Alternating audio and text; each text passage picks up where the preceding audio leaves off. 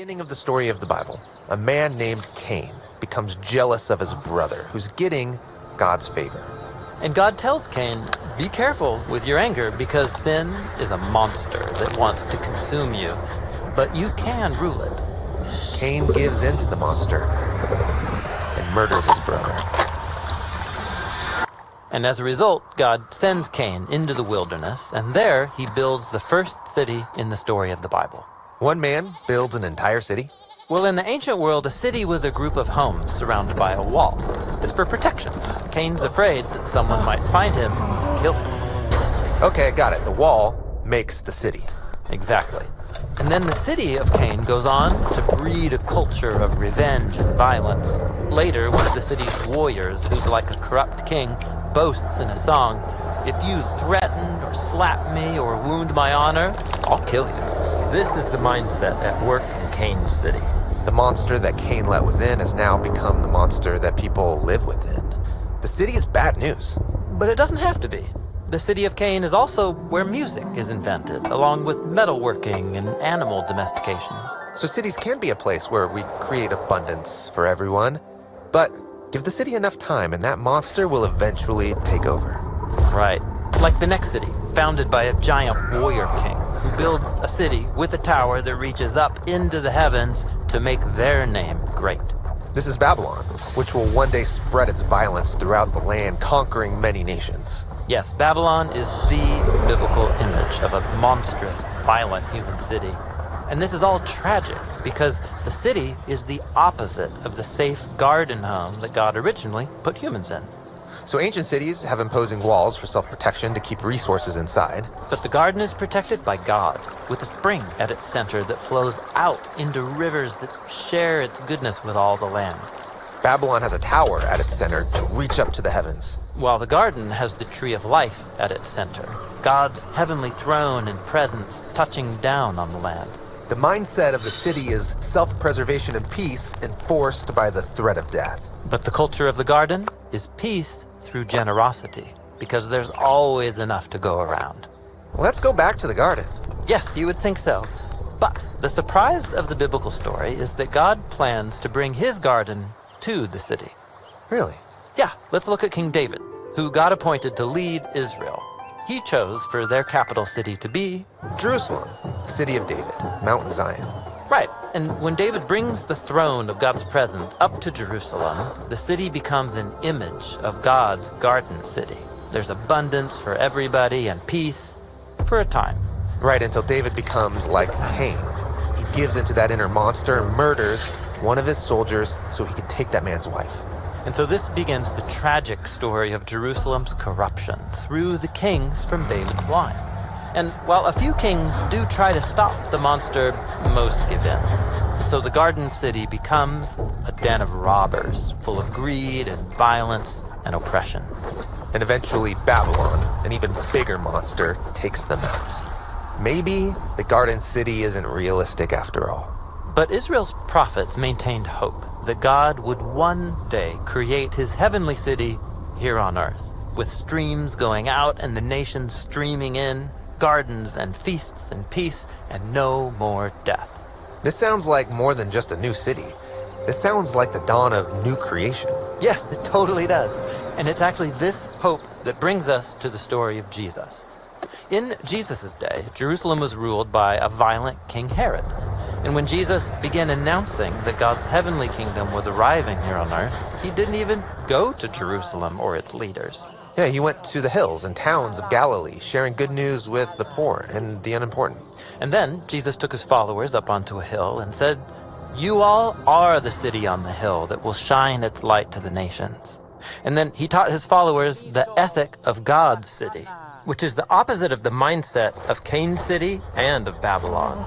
Instead of protecting life and keeping peace with the threat of violence, Jesus taught his followers to create peace by sharing generously, even with your enemies, and to preserve life through love and forgiveness, even if it costs you. This is what it looks like when the heavenly city comes to earth. But weren't the prophets expecting that God's new city would be Jerusalem? Well, Jesus said that the Jerusalem of his day was corrupt and headed for destruction, and this stirred up trouble with the leaders of the city. So to keep peace, they used the threat of death to get rid of Jesus. But when Jesus stood on trial, knowing that they were going to have him executed, he said he was about to be enthroned as king of God's heavenly city. Wait, you can't become king by letting your enemies kill you. Well, you can if you're stronger than death. In fact, this is the only way to transform the mindset of Cane City, to overcome the fear of death by trusting in the power of God's eternal life that raised Jesus from the dead. This is the power that streams out from Jesus into the world today. And so the earliest followers of Jesus called each other to seek the well-being of their cities while trusting that their true citizenship was elsewhere. You mean the New Jerusalem, the city of God? Yes, and when followers of Jesus gather and share together, they can begin to taste the life and love of that heavenly city right now, in the present. And so the story of the Bible doesn't end with humans building a city up to heaven. No, it ends with God bringing his garden city down to the land. The heavenly Jerusalem, full of abundance for all the nations, with the river of life flowing through its streets. And at its center is the crucified and risen Jesus on the throne. And the city walls will be decommissioned because the gates of this city will never be closed. Our mission at Bible Project is to help people experience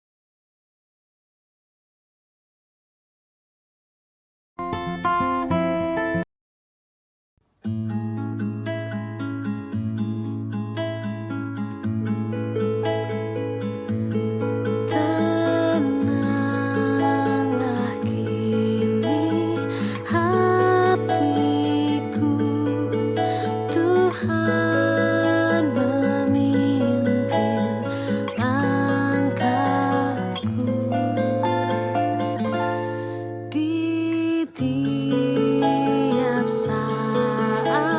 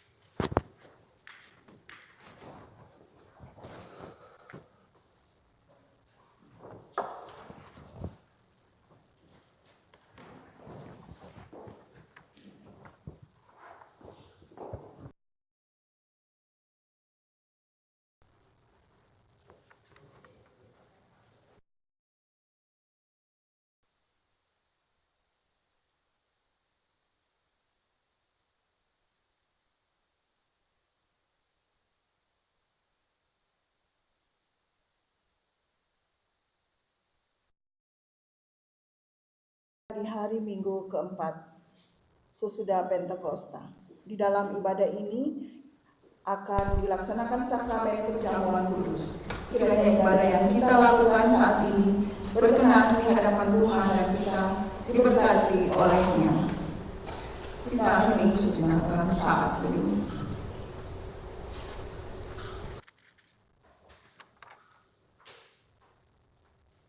Jemaat Tuhan, mari kita bangkit berdiri.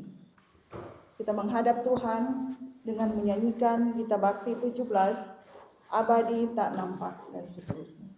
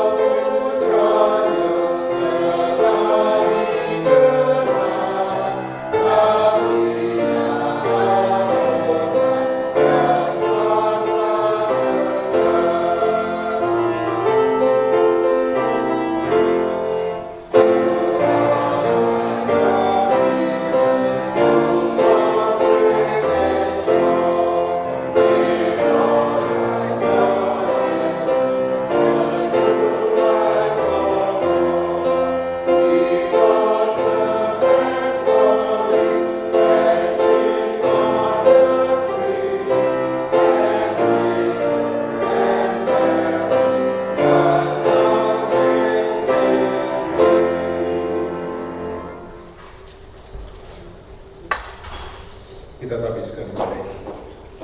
Pertolongan kita adalah di dalam nama Tuhan yang menjadikan langit dan bumi. Amin.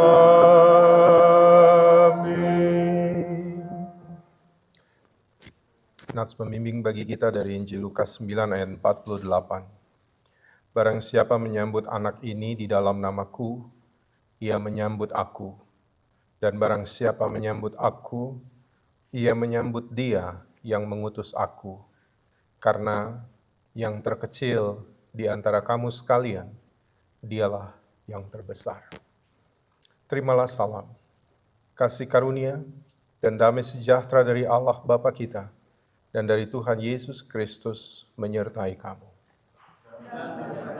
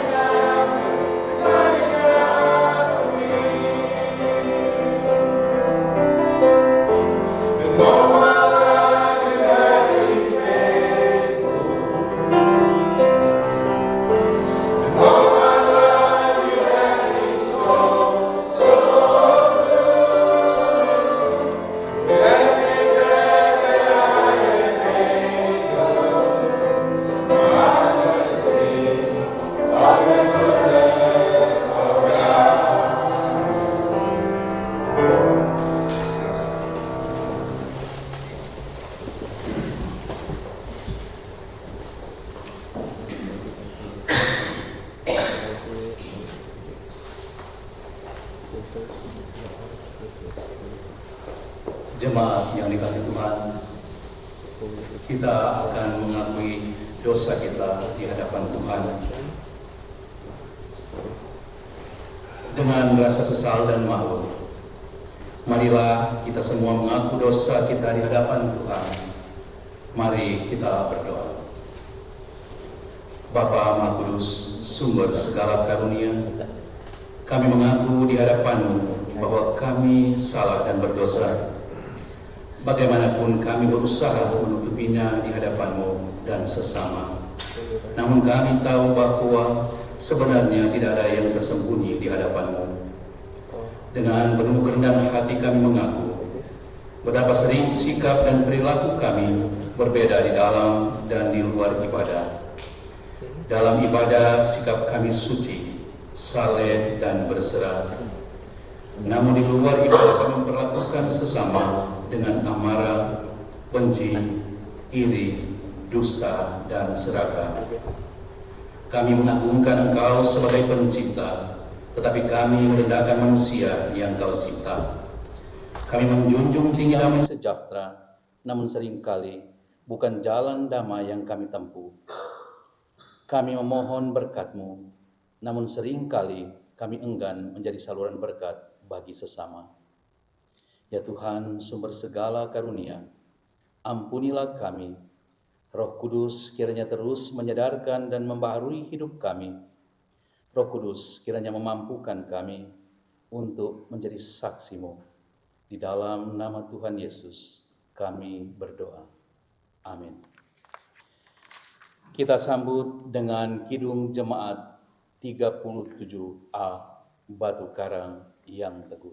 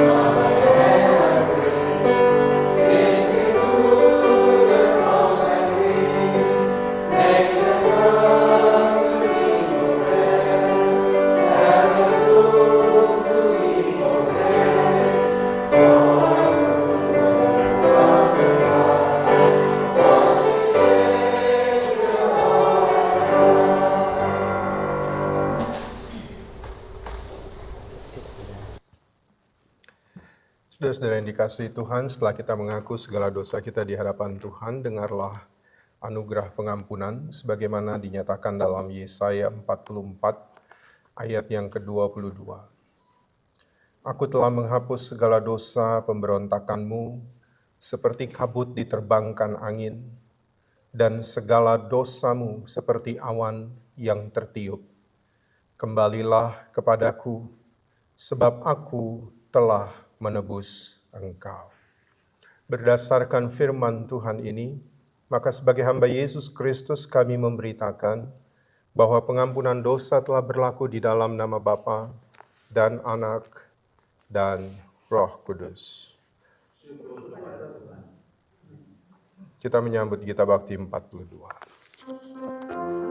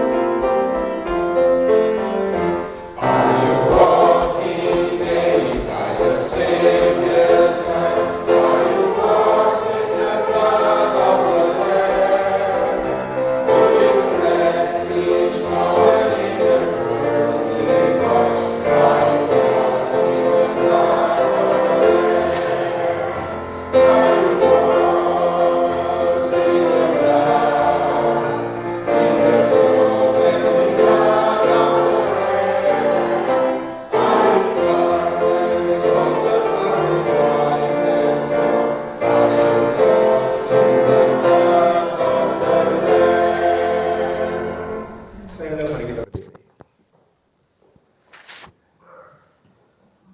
Kita menerima amanat hidup baru yang dinyatakan bagi kita berdasarkan firman Tuhan dari Efesus pasal yang keempat, ayatnya yang ke-11 sampai dengan ayat yang ke-16. Efesus pasal 4, ayat ke-11 sampai ayat yang ke-16.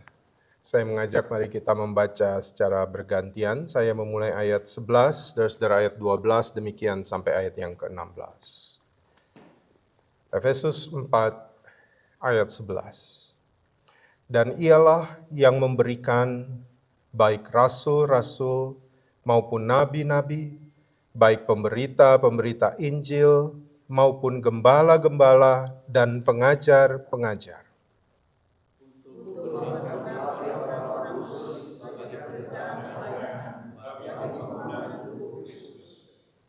Sampai kita semua telah mencapai kesatuan iman dan pengetahuan yang benar tentang anak Allah, kedewasaan penuh dan tingkat pertumbuhan yang sesuai dengan kepenuhan Kristus.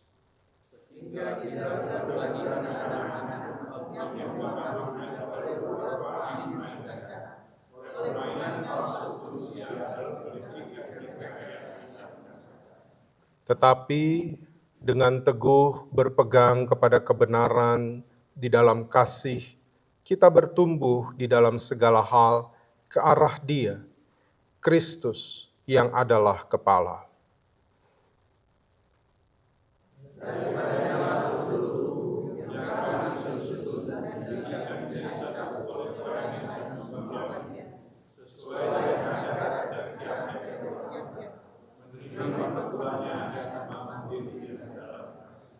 Demikianlah amanat hidup baru, kiranya Roh Kudus menolong kita mewujudkan kemuliaan Allah dalam hidup kita dan di seluruh dunia.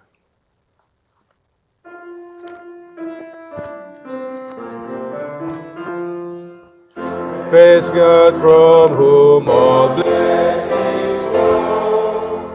Praise Him, all creatures here below. Praise Him above the heavenly hosts. Praise Father, Son, and Holy Ghost.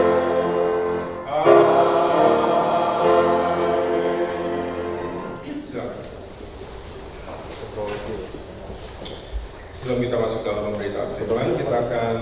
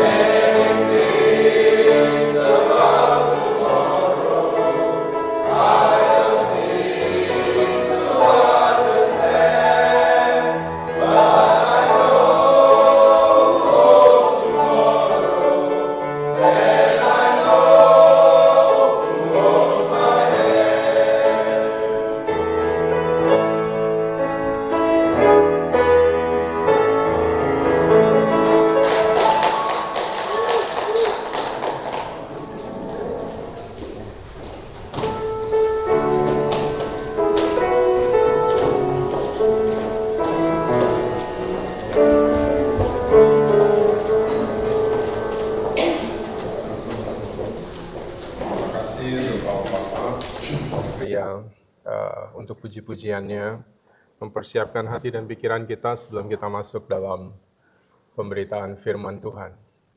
Karena itu mari kita berdoa. Bapa yang kudus, kami menghampirimu dengan rasa syukur, karena di dalam ketidaksetiaan kami, Engkau selalu menjadi Allah yang setia. Dan Engkau selalu ingin menuntun kami menuju kepada kedewasaan iman. Karena itu kami selalu rindu untuk belajar dari firman-Mu, supaya hari demi hari iman kami terus bertumbuh, tidak menjadi iman yang kekanak-kanakan, tetapi kami memiliki iman yang dewasa. Oleh karena itu, kami memohon pimpinan Roh Kudus bagi kami, untuk menerangi hati dan pikiran kami, agar ketika kami membaca, ketika kami mendengar, dan kami merenungkan firman-Mu, maka firman-Mu itu akan mengubah kehidupan kami. Karena itu ya Tuhan, bersabdalah bagi kami, karena kami semua telah sedia untuk mendengarkannya. Di dalam nama Tuhan Yesus, firman yang hidup dan berkuasa, kami berdoa. Amin.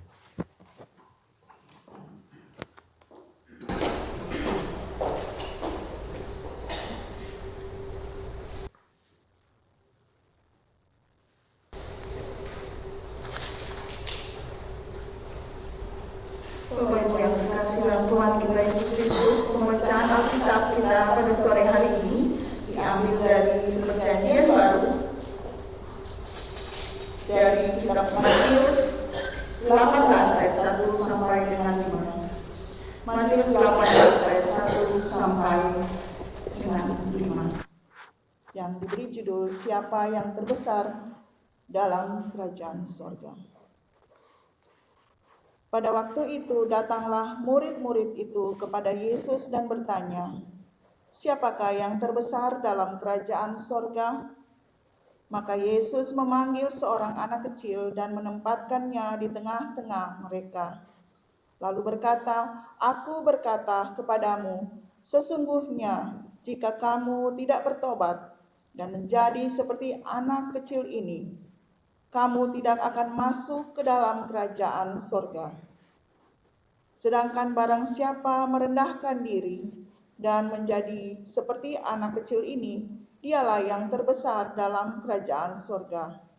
Dan barang siapa menyambut seorang anak seperti ini dalam namaku, ia menyambut aku." Demikianlah pembacaan Alkitab. Berbahagialah orang-orang yang memegang peringatan-peringatannya, yang mencari Dia dengan segenap hati, yang juga tidak melakukan kejahatan, tetapi yang berjalan menurut jalan-jalan yang ditunjukkannya. Haleluya. Haleluya.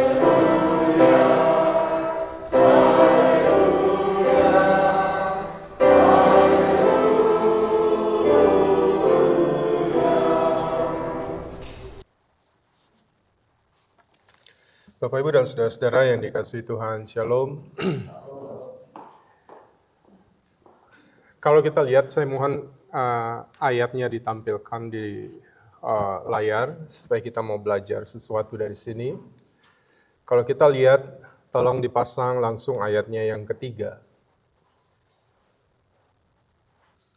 Ya, Bapak Ibu lihat, setelah murid-murid datang kepada Yesus, mereka bertanya di antara ke-12 orang tentang siapa yang terbesar.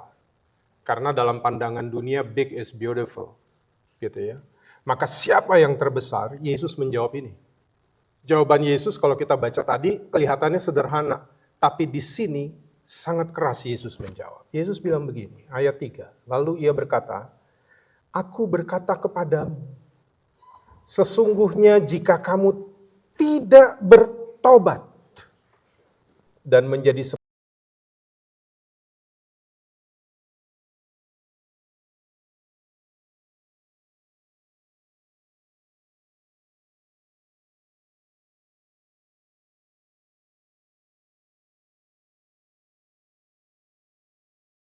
18 ayat 1 sampai 5 ini, Tuhan Yesus mengatakan, jika kamu tidak bertobat dan menjadi seperti anak kecil ini.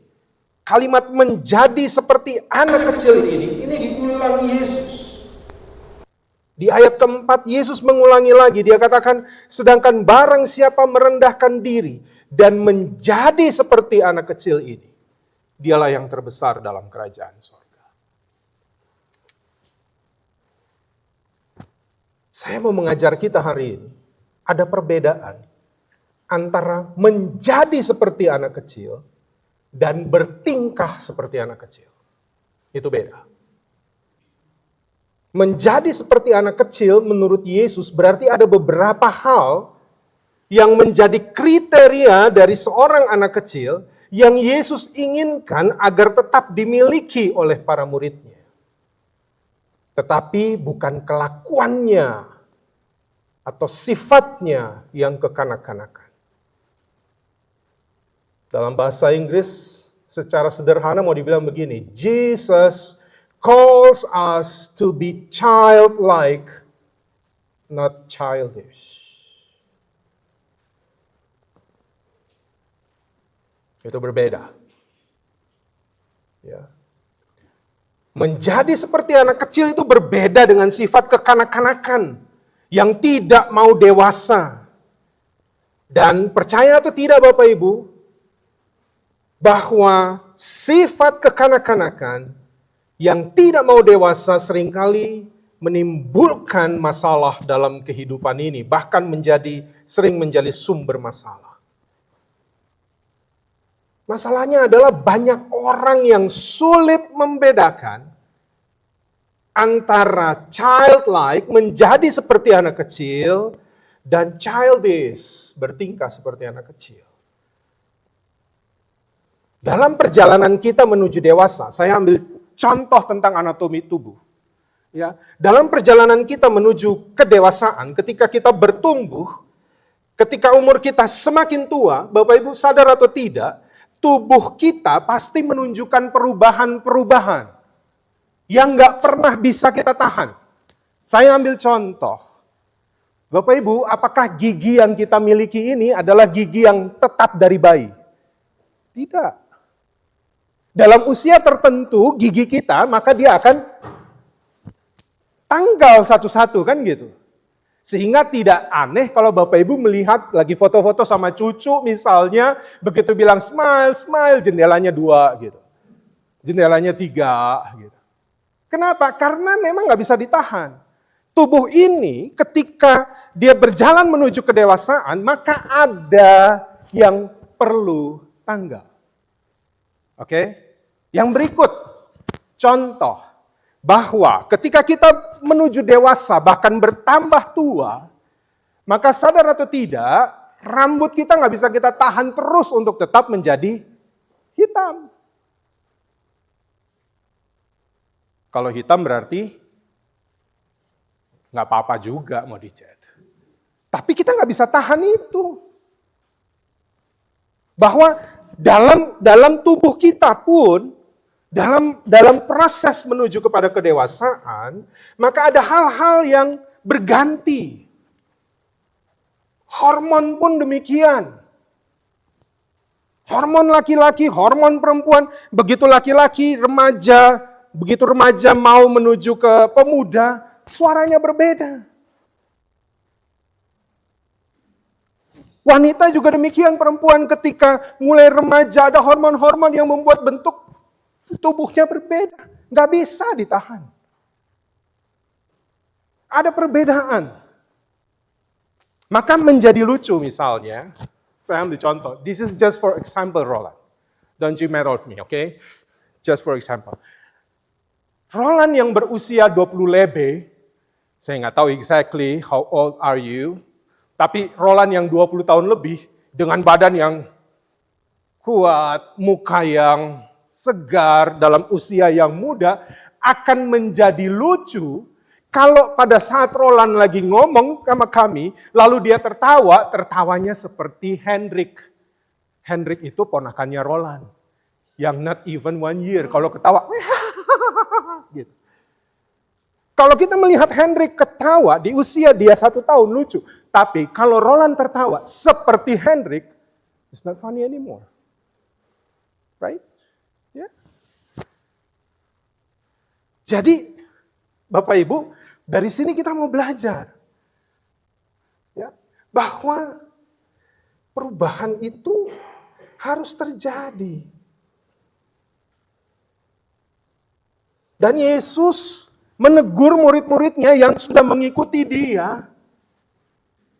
Ketika bertanya, tiba-tiba bertanya, bukan tiba-tiba, mereka sudah beberapa kali memperbincangkan hal ini, dan kemudian berani-beraninya datang kepada Yesus dan bertanya, siapa yang terbesar di antara kami? Dan Yesus menjawab hal itu dengan memanggil seorang anak, mendudukkannya di sampingnya, dan langsung ngomong kepada murid-muridnya. Ini contohnya.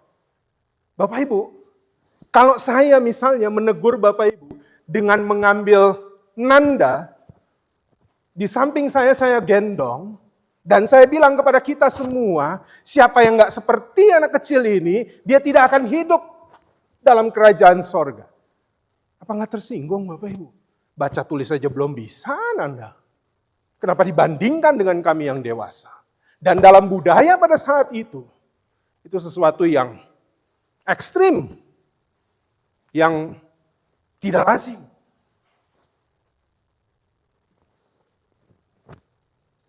Maka pada hari ini kita belajar apa yang Yesus maksudkan kepada murid-muridnya.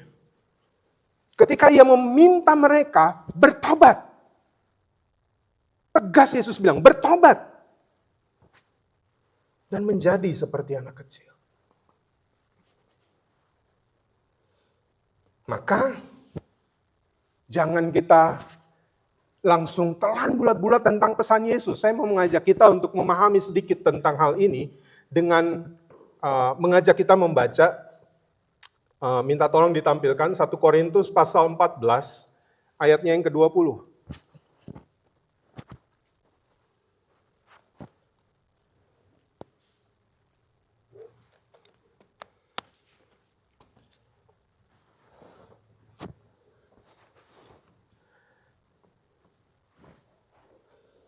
Ya, dikatakan begini. Saudara-saudara, janganlah sama seperti anak-anak dalam pemikiranmu. Jadilah anak-anak dalam kejahatan, tetapi orang dewasa dalam pemikiranmu. Dalam New Living Translation, saya bacakan bagi kita, dia lebih mengena. Dia bilang begini, Dear brothers and sisters, don't be childish in your understanding of these things. Be innocent as babies when it comes to evil, but be mature in understanding matters of this kind. Mengapa Yesus memanggil dan menempatkan anak kecil ini? Nah, ada beberapa hal. Yang pertama, ketika para murid mengikut Yesus, mereka tahu Yesus beberapa kali berbicara tentang kerajaan sorga. Lalu ada di dalam benak mereka bahwa, kerajaan sorga. Seperti apa yang mereka lihat pada saat itu. Ada raja, ada perdana menteri, ada orang-orang pilihan. Maka mereka sedang berpikir, nanti waktunya pada saat Yesus berkuasa dalam kerajaan sorga itu, maka kami statusnya apa? Posisi kami bagaimana? Kehebatan kami dalam sorga itu bagaimana? Misalnya begini, kalau Pak Oscar menang dalam sebuah pemilihan presiden, Pak Oscar adalah jemaat gereja kasih anugerah. Saya langsung dekatin Pak Oscar. Pak Oscar, butuh menteri agama tuh. Iya kan? Butuh menteri agama. Kenapa tak pakai toga? Kita kan, Pak Oscar punya pendeta. Kita menteri agama. Di belakang ada Pak Polisi, Kapolri itu. Langsung berpikir tentang apa yang bisa saya dapat dari keuntungan itu. Ini yang Yesus tegur. Ini yang Yesus bilang bertobat. Dengan menempatkan seorang anak kecil di tengah-tengah mereka, Yesus membuat kontras secara langsung menunjukkan bahwa jalan menuju kebesaran dalam kerajaan Allah bukan lewat pengaruh dan keunggulan, tapi lewat kerendahan hati dan ketergantungan penuh kepada Allah, seperti seorang anak kecil bergantung kepada Bapaknya. Yang kedua, Yesus menegur tentang cara berpikir duniawi. Dengan menghadirkan seorang anak, Yesus mengguncang cara pandang duniawi ini. Saya bilang tadi, anak kecil itu bukan contoh yang lazim untuk kebesaran menurut standar dunia. Dan Yesus membalikkan nilai-nilai duniawi ini. Dengan orang-orang yang mengagungkan kuasa, kehebatan, kepintaran, posisi sosial, Yesus menunjukkan bahwa Allah menilai kebesaran secara berbeda.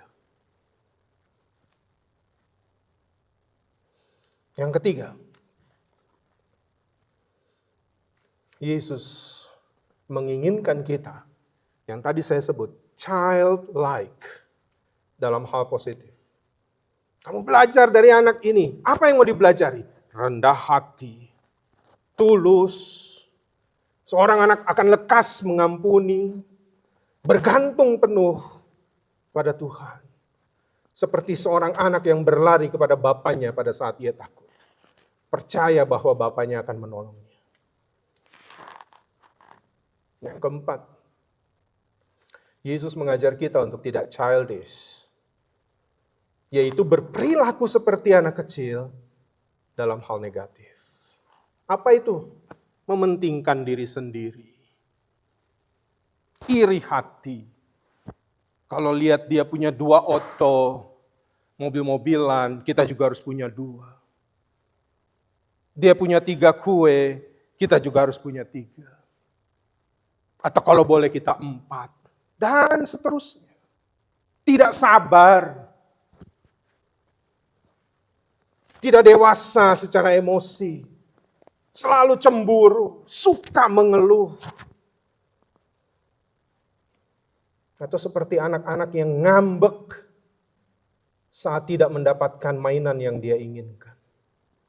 Ini mewakili sikap egois dan tidak mau memahami kehendak Allah ketika sesuatu tidak sesuai dengan harapan kita. Maka hari ini, dari firman ini, saya nggak menjelaskan soal bagaimana latar belakangnya. Kita udah pernah tahu, Yesus baru ngomong soal penderitaan, mereka langsung mikir tentang, oh Yesus udah mau menderita. Sama kayak semut kan. Semut kita ganggu sedikit aja, dia punya senjata pasti dia pakai. Dia capit kita. Nah Yesus mau menderita, begitu Yesus mau dibuat menderita, mereka pikir Yesus akan melawan, Yesus punya power, Yesus punya kuasa di atas segala kuasa. Maka kami mencari apa yang kami dapat ketika Yesus berada di kerajaan surga. Tapi hari ini, Tuhan Yesus mengajar kita berbeda. Apalagi, nah ini saya menyorotinya lebih kecil lagi. Ketika penderitaan, atau pencobaan, atau ujian hidup, itu tidak boleh menjadi penghalang kedewasaan kita. Tapi justru melalui hal-hal itu, proses pembentukan agar kita menjadi dewasa itu dimulai. Maka 4 pesan. Ya, beberapa nanti saya sampaikan bahasa Inggris dalam bahasa Inggris supaya beberapa anak muda bisa memahami. Yang pertama, Bapak Ibu dengar baik ini. Orang yang dewasa rohani, dia tidak akan pernah lari dari masalah. Tapi dia akan menghadapinya dengan iman dan pengharapan. Pesan kedua, di saat masalah atau penderitaan atau pencobaan atau ujian hidup yang datang lewat berbagai hal yang kita alami, orang yang kekanak-kanakan atau childish, dia akan selalu berteriak, "Why God? Why me?"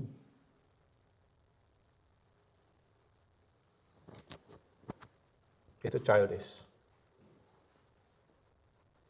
Tapi orang yang dewasa, dalam kedewasaan imannya, ketika dia menghadapi berbagai hal yang tidak sesuai dengan harapannya, yang menyakitkannya, dia tidak berkata, why God, why me? Tapi dia menghadapinya dan dia bilang, why not?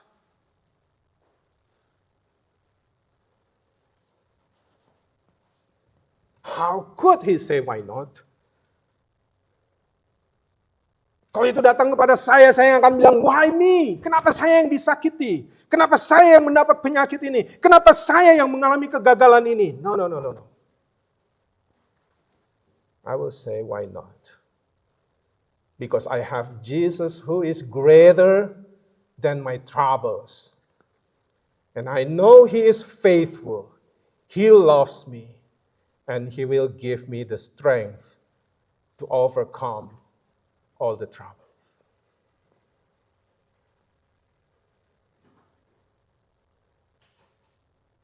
So let us grow in faith and spiritual maturity, becoming the kind of people Jesus longs for us to be.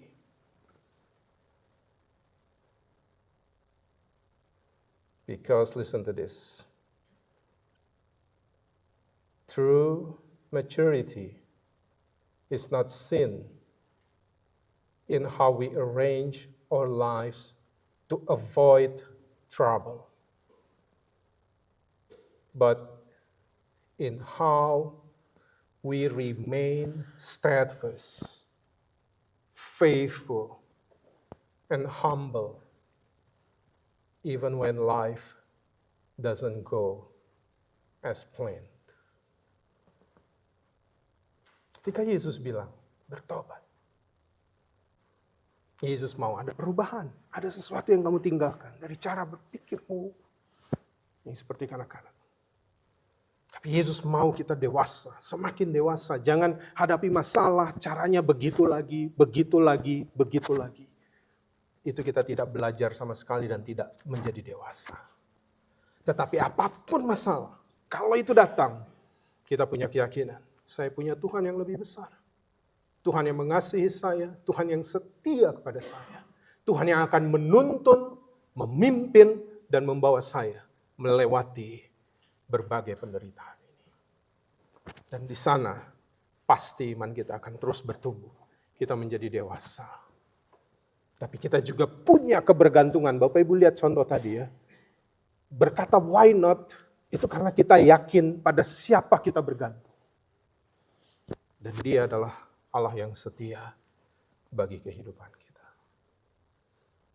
Jadi saya mau bilang, setiap hidup kita yang kita jalani, di sana ada journey to maturity. Jalani itu. Karena itulah yang Tuhan mau. Supaya kita semakin dewasa, semakin dewasa, semakin dewasa dalam menjalin relasi kita dengan Tuhan. Dan kita akan melihat betapa baiknya Tuhan dalam kehidupan kita, meskipun ada hal-hal yang tidak berjalan sesuai dengan keinginan kita. Tuhan memberkati kita sekalian. Amin.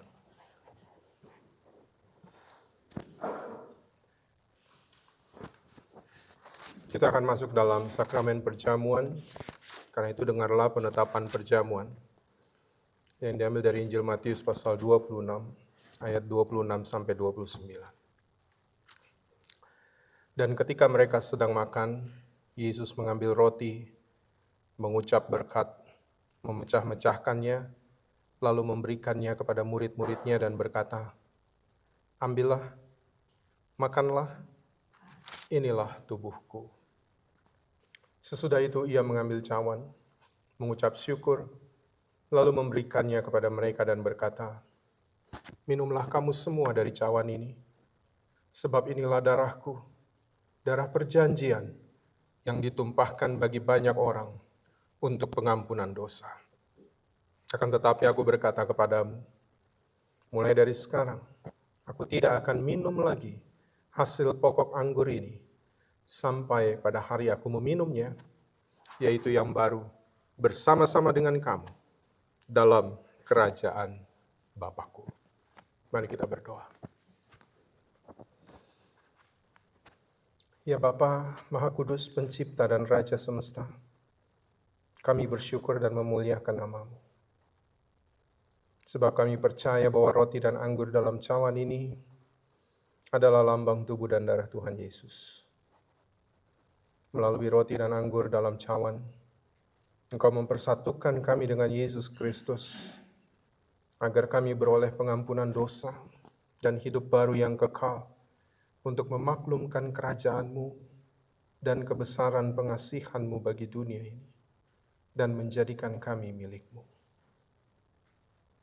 Engkau mengangkat kami semua orang yang jatuh, menegakkan yang tertunduk, memulihkan hati yang hancur. Engkau menghibur yang berduka, membebaskan yang tertindas, dan menghentikan semua badai kehidupan. Oleh karena itu, bersama dengan semua hamba-Mu, malaikat dan manusia, nabi-nabi, para rasul dan martir, serta seluruh gereja-Mu di segala waktu dan tempat dan di sorga, kami memuji dan memuliakan nama-Mu dalam madah kebesaran yang tiada hentinya. Kudus, kudus, kuduslah Tuhan yang Maha Kuasa, yang sudah ada dan yang akan datang. Kami memuji nama-Mu ya Bapa karena pemberian-Mu yang paling utama, anak-Mu Yesus Mesias, yang rela disalibkan untuk menebus dan menyelamatkan kami dari cengkraman dosa dan maut, dan yang bangkit untuk membuat kami tidak bernoda di hadapan-Mu. Utuslah Roh Kudus-Mu mendiami hati kami, agar kami yang menerima roti dan anggur dalam cawan ini benar-benar menjadi anggota tubuh Kristus di dunia, yang saling mengasihi dan melayani menurut teladan-Mu, serta membawa damai sejahtera-Mu kepada segala makhluk. Sama seperti bahan baku roti dan anggur ini yang tumbuh tersebar, kemudian dikumpulkan dan diolah menjadi satu, maka kumpulkanlah kami umat-Mu dari timur dan barat, utara dan selatan, dalam kerajaan anak-Mu, Yesus Mesias, Tuhan dan Juru Selamat, yang telah mengajar kami berdoa. Bapa kami yang di sorga, dikuduskanlah nama-Mu, datanglah kerajaan-Mu, jadilah kehendak-Mu di bumi seperti di sorga. Berikanlah kami pada hari ini makanan kami yang secukupnya, dan ampunilah kami akan kesalahan kami, seperti kami juga mengampuni orang yang bersalah pada kami. Dan janganlah membawa kami ke dalam pencobaan, tapi lepaskanlah kami daripada yang jahat, karena Engkau yang punya kerajaan, dan kuasa, dan kemuliaan, sampai selama-lamanya. Amin.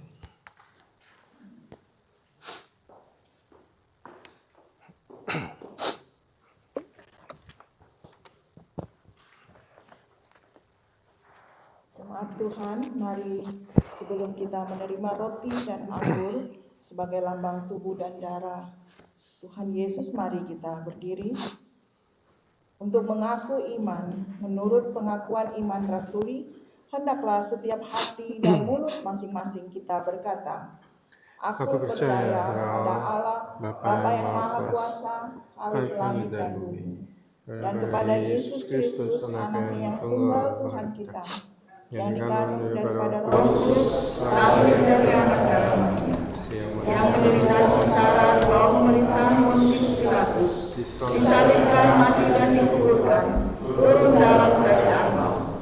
Pada hari yang ketiga, bangkit pula dari antara orang mati, naik surga, duduk di sebelah kanan Allah, Bapa yang Maha Kuasa, dan yang akan datang dari surga, untuk mengadili orang hidup dan mati. Aku percaya pada Roh Kudus, gereja yang kudus dan am, persekutuan orang kudus, pengampunan dosa, bangkitan daging, dan hidup yang kekal. Amin. Jemaat bersama. Kita menyanyi Kidung Jemaat 144B, Suara Yesus Kudengar. Amen.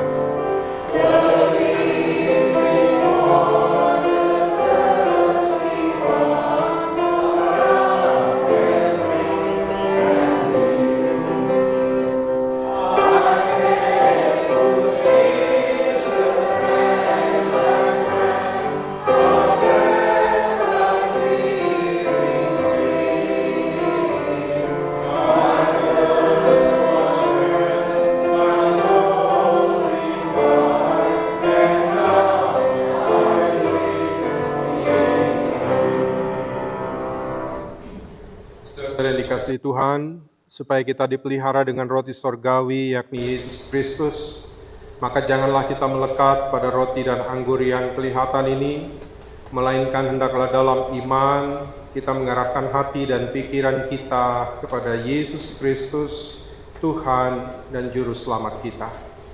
Carilah perkara yang di atas, di mana Kristus ada, duduk di sebelah kanan Allah. Amin. Marilah, karena segala sesuatunya sudah tersedia bagi kami. Dan tidak menjauhkan kasih setianya. Kiranya damai sejahtera Tuhan memenuhi persekutuan kita. Kita salam kiri kanan kita. Damai sejahtera. Damai sejahtera bagi.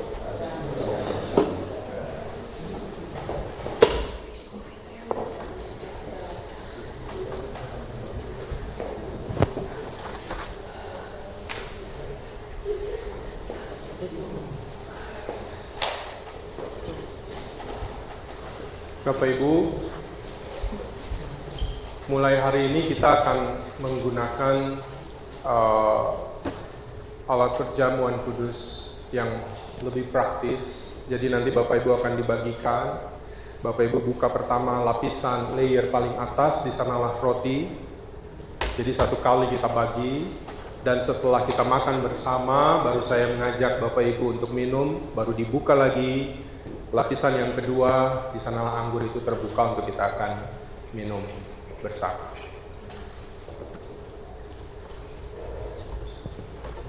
Jadi kita semua akan makan dan minum ketika saya mengajak Bapak Ibu untuk bersama-sama kita makan dan minum. Roti yang dipecah-pecahkan ini adalah lambang persekutuan kita dengan tubuh Kristus.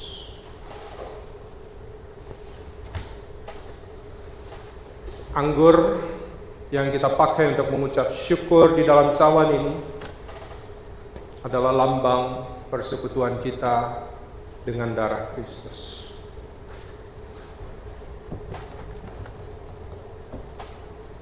Karena itu amin.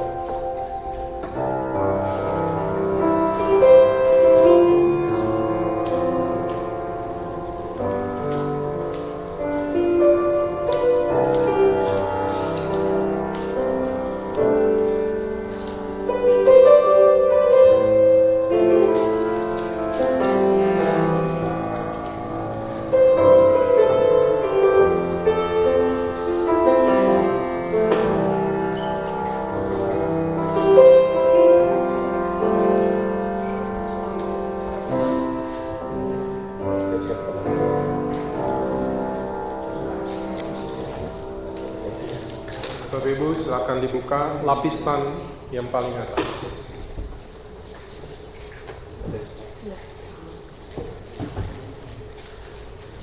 Jika kita sudah dapat, silakan pegang dan kita angkat.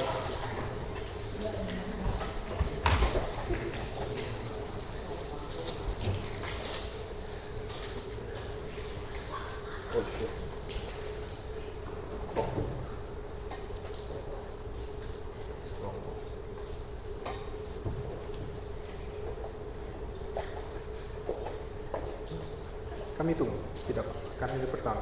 Sudah dapat? Ya.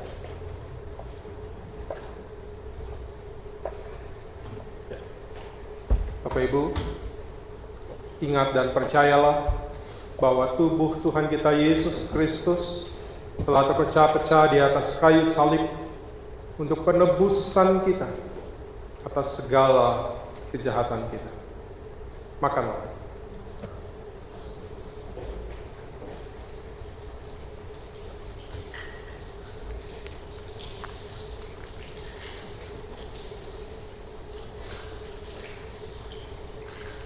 Mari kita buka lapisan yang kedua.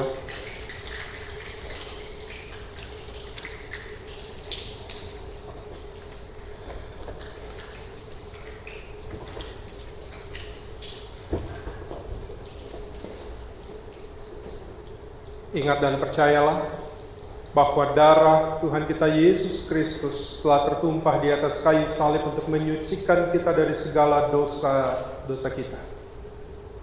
Karena itu minumlah.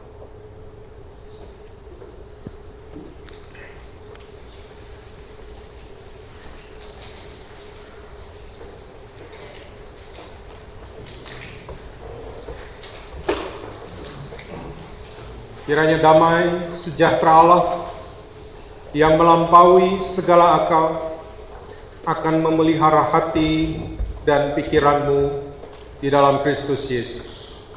Amin.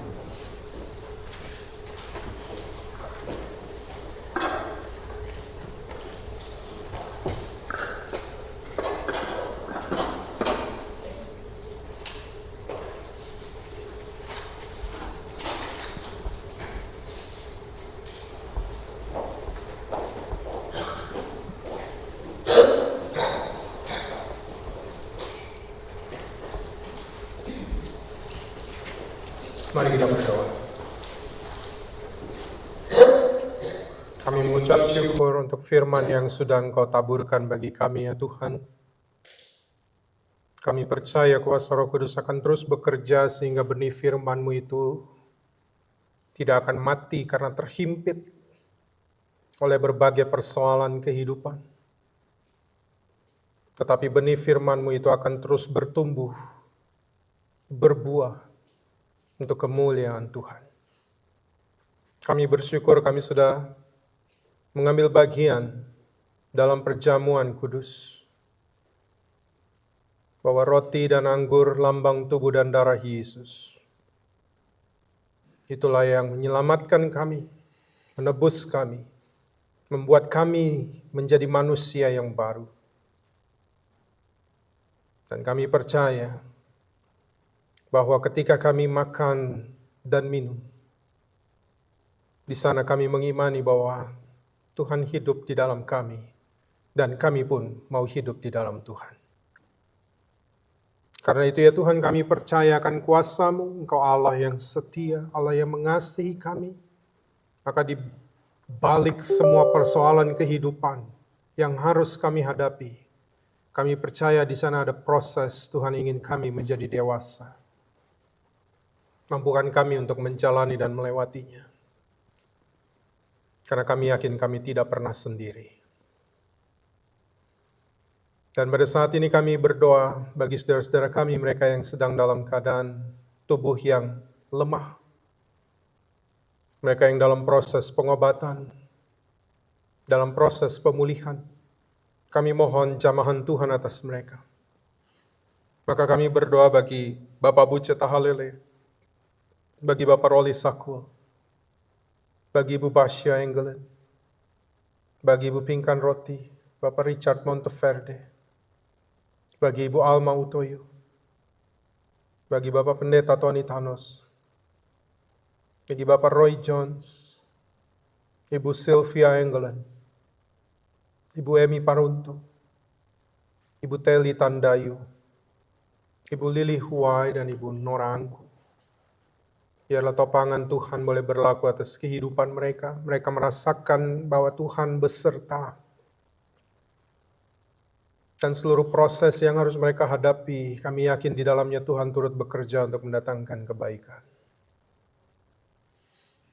Tuhan dengar setiap doa dan harap yang mereka naikkan bersama dengan keluarga. Dan kami yakin Tuhan mendengar, tangan Tuhan terulur dan menjawab seluruh harap dan doa mereka dalam kehendak dan waktu Tuhan yang terbaik. Terima kasih ya Bapa. Kami berdoa bagi persekutuan kami Gereja Kasih Anugerah. Biarlah setiap kami boleh terus bertumbuh di dalam Tuhan, menjadi orang-orang yang dewasa di dalam iman. Bukan saja dewasa dalam usia, tapi kami dewasa untuk boleh mengikuti apa yang menjadi kehendak Tuhan. Kami boleh menjadi dewasa untuk melihat bahwa ada proses-proses dalam hidup ini di mana Tuhan beserta. Tuhan ingin membuat kami menjadi lebih kuat, membuat kami menjadi lebih dewasa, membuat kami lebih bergantung penuh kepadamu, tidak mengandalkan manusia. Kami berdoa juga pada saat ini bagi perdamaian dunia. Kami mohon kiranya hikmat Tuhan menaungi para pemimpin bangsa-bangsa di dunia, agar mereka boleh mengupayakan perdamaian di tengah banyaknya perang yang sedang terjadi. Kami berdoa bagi bangsa Indonesia, bagi bangsa Amerika, para pemimpin. Tuhan beri hikmat dengan semua jajaran yang ada sehingga boleh mementingkan kepentingan rakyat, membawa dan menghadirkan damai sejahtera, kebenaran, keadilan, kedamaian di tengah-tengah bangsa Indonesia dan bangsa Amerika, bahkan di seluruh bangsa-bangsa dunia. Hamba berdoa bagi seluruh jemaat-Mu yang hadir beribadah di dalam ruang ibadah ini maupun mereka yang mengikuti secara online. Jamahan Tuhan kiranya selalu nyata dalam kehidupan jemaat-Mu. Mereka merasakan penyertaan Tuhan dalam hidup hari lepas hari yang dijalani, dalam persoalan demi persoalan yang harus mereka hadapi. Dan kami percaya hikmat Tuhan menaungi setiap kami, sehingga dalam minggu yang akan kami jalani, apapun keputusan yang akan kami buat, kemanapun kami melangkah, perkataan apapun yang akan kami ucapkan, pikiran, perasaan kami, itu kiranya dipimpin oleh Roh Kudus, sehingga dimanapun kami berada, kami menjadi saluran berkat Tuhan. Berkati keluarga demi keluarga, kepala rumah tangga, ibu rumah tangga, anak-anak kami, cucu kami, orang tua kami, saudara-saudara kami dimanapun mereka berada. Biarlah kasih karunia Tuhan juga menaungi kehidupan mereka. Terima kasih Bapa Sorgawi. Inilah doa dan pengharapan kami serta syafaat kami yang kami naikkan hanya di dalam nama Tuhan Yesus. Amin. Kita akan mendengarkan persembahan pujian dari kaum ibu, kaum perempuan. Dipersilahkan.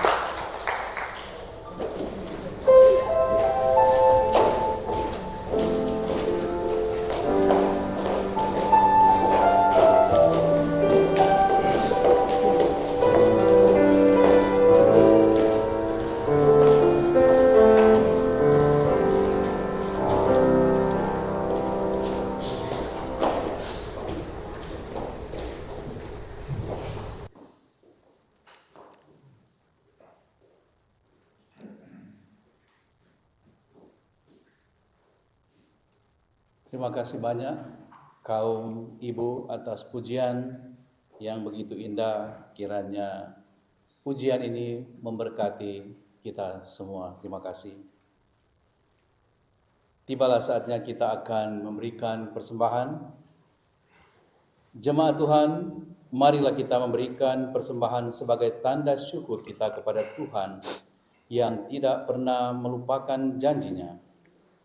Ingatlah pesan Alkitab dalam Mazmur 96 ayat 8 yang menyatakan, berilah kepada Tuhan kemuliaan namanya, bawalah persembahan dan masuklah ke pelatarannya. Tuhan Yesus memberkati saudara dan persembahan saudara. Sambil persembahan dijalankan, kita akan menyanyi Besarlah Untungku. Untuk bait yang pertama kita nyanyikan, selesai kita menyanyikan bait yang pertama, Bapak Ibu boleh membawa persembahan di depan. Setelah persembahan selesai, kita akan lanjutkan dengan baitnya yang kedua. Besarlah untungku. Meskipun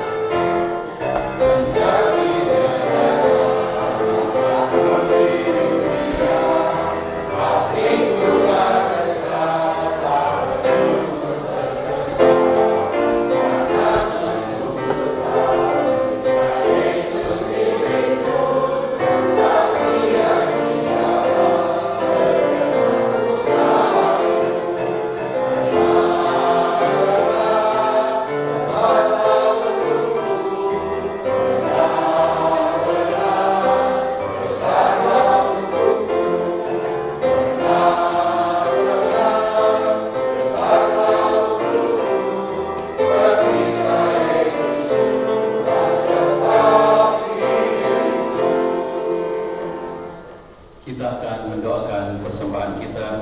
Mari kita berdoa. Ya Tuhan, terimalah persembahan yang kami berikan kepadamu. Kiranya persembahan kami ini menyenangkan hatimu dan menjadi persembahan yang harum bagi hormat dan kemuliaan namamu. Berkatilah persembahan ini agar dipakai untuk pekerjaan yang menyatakan kuasa dan kasih-Mu di dunia ini, serta menjadi alat untuk memperluas kerajaan-Mu. Kami berdoa dan bersyukur di dalam nama Tuhan Yesus. Amin. Kita masuk di dalam warta jemaat. Majelis dan Jemaat Gereja Kasih Anugerah mengucapkan banyak-banyak terima kasih kepada Bapak Pendeta Samuel KH yang telah melayani kita dalam ibadah sore ini. Tuhan Yesus kiranya memberkati Bapak Pendeta Samuel dan keluarga. Juga kepada pianis kita sore ini, Bapak Ulung Tanoto yang telah melayani ibadah pada sore hari ini. Doa kami, Tuhan Yesus selalu memberkati Pak Ulung dan keluarga. Terima kasih juga buat tim IT yang telah melayani kita sore ini, Bapak Joshua Simbolon, Ruben Tandayu, dan Joshua KH. Terima kasih atas pelayanannya, Tuhan memberkati. Juga asir kita pada minggu ini, Ibu Shirley Jane Kembuan, terima kasih pelayanannya, Tuhan Yesus memberkati. Majelis dan Jemaat Gereja Kasih Anugerah mengucapkan selamat datang kepada jemaat yang baru pertama kali datang beribadah pada sore ini. Kami mengucap terima kasih kepada Pendeta Daltur, juga Ibu Suryana Siahaan yang berkesempatan untuk beribadah bersama kita Jemaat Kasih Anugerah sore ini. Terima kasih.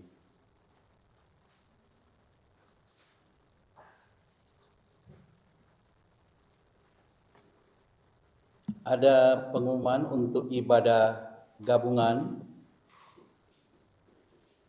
Sekedar mengingatkan, hari Minggu tanggal 27 Juli pukul 2 kita akan beribadah bersama atau ibadah gabungan dengan gereja EIPC yang ada di Arlington.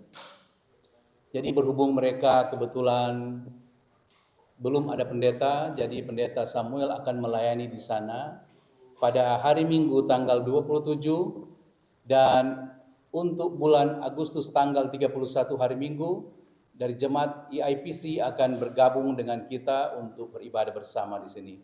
Jadi mungkin sebulan sekali kita akan saling berkunjung sambil mereka mungkin lagi mencari pendeta untuk melayani. Jadi mungkin setiap bulan sekali kita akan saling berkunjung untuk ibadah gabungan. Itu penyampaian. Selanjutnya untuk Bible Study akan dilaksanakan pada hari Rabu tanggal 9 Juli pukul 19 atau jam 7 malam melalui aplikasi Zoom.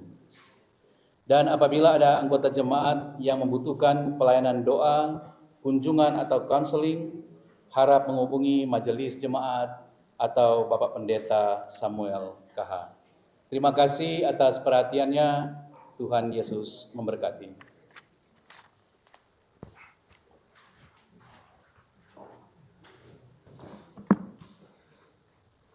Jemaat Tuhan, sebagai tanda kesediaan kita untuk diutus Tuhan ke dalam dunia, karena itu marilah kita berdiri. Pergilah, masukilah dunia dalam ketaatan memikul salib dan melakukan kebenaran. Mari hadapi pergumulan dan beban berat yang kita miliki bersama dengan Kristus.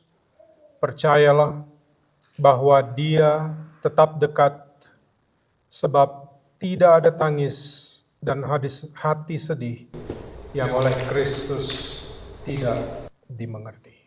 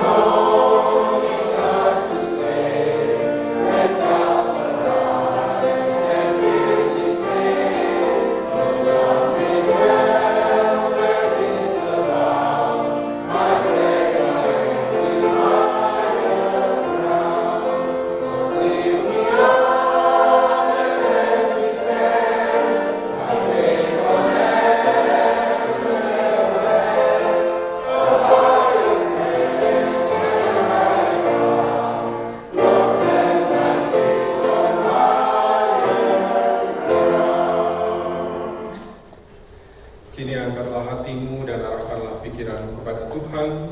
Pergilah dalam damai sejahtera Tuhan dan terimalah berkat-Nya. Tuhan memberkati engkau dan melindungi engkau. The Lord bless you and keep you. Tuhan menyinari engkau dengan wajah-Nya dan memberi engkau kasih karunia. The Lord make His face shine on you and be gracious to you. Tuhan menghadapkan wajah-Nya kepadamu dan memberi engkau damai sejahtera. The Lord turn His face toward you and give you peace.